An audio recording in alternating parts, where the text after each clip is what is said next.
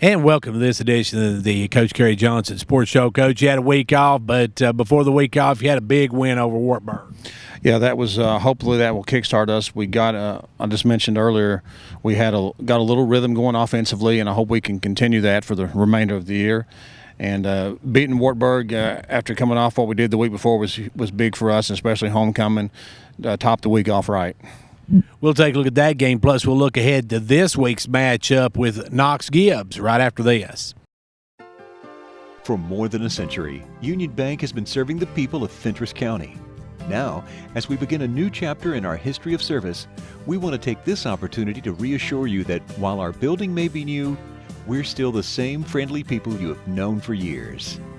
Union Bank, the same people, the same goals, and the same commitment to you. Union Bank, your locally owned hometown bank for more than a century, growing to meet your needs. Equal Housing Lender Member FDIC. And back here on the Coach Kerry Johnson Sports Show. And Coach, you got off a little slow against Wartburg, but once you kicked it in, you really kicked it in. Yeah, like we struggled with them in the first quarter, and we were saying, they played Oneida a 7-0 game and had every chance in the world to beat Oneida. And I was, here we go down that path here, but we made a couple plays defensively, took control of the game, and never looked back. And we did a lot of good things, but we saw a lot of things we can improve on. Coach, you scored on every aspect of the game: defense, offense, and special teams. Yeah, and like I said, I'm tickled with the way we've done special teams this year. We've put a lot of time into that in practices this year, more than any time I've ever done before, and it's paying some dividends. And hopefully, these last 3 games it will continue. Coach, it was a huge region win as well. Yeah, puts us. Basically assures us a spot in the playoffs, but we want more than just a spot in the playoffs. We don't want to be a one and done. We've done that a couple of times. We want to move on, and so we're still hoping that we can get up there and get a little better seed. Depends on what happens in our region, but all we can do is just take care of what's in front of us. Coach, the region really in a toss-up now that Rockwood stunned Oneida last week. Yeah, like I said, we could be if we can take care of business and.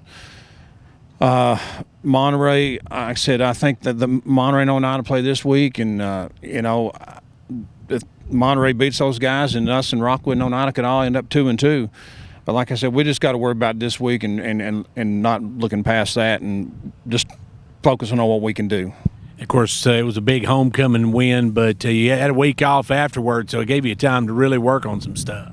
Yeah, we did some light workouts last week, did some conditioning, got some lifting in we hadn't got in earlier, and we just got through today.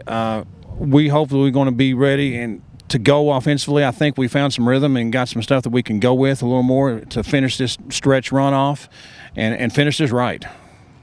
Well, it's time now for Knox Gibbs to come down. We'll take a look at this week's matchup right after this.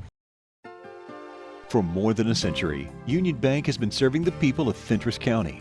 Now, as we begin a new chapter in our history of service, we want to take this opportunity to reassure you that while our building may be new, we're still the same friendly people you have known for years.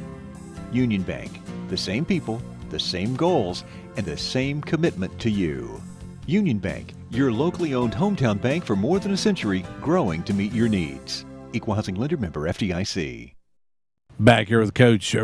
And, Coach, you got Knox Gibbs this week. What do you know about Gibbs? They got a pretty good size line. Honestly, they remind me a lot of we scrimmaged McMinn Central at the first of the year. They kind of put me in the mind of those guys a lot. They're a little bit bigger off in the line than McMinn was, but similar quarterback. He's athletic. He'll scramble around a little bit, make some plays with his feet. They do a lot of shifting and motion. We just got to play disciplined. If we can play disciplined, our line cannot run up the field. They got to squeeze along the line of scrimmage and don't create gaps for those guys to run in. I think we'll be fine. What do you got to do to stop them?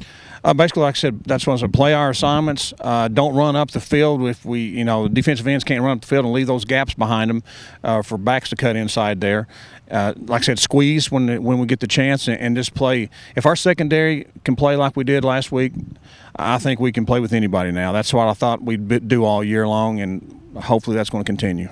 And offensively, we got to move it against them. They're going to be big.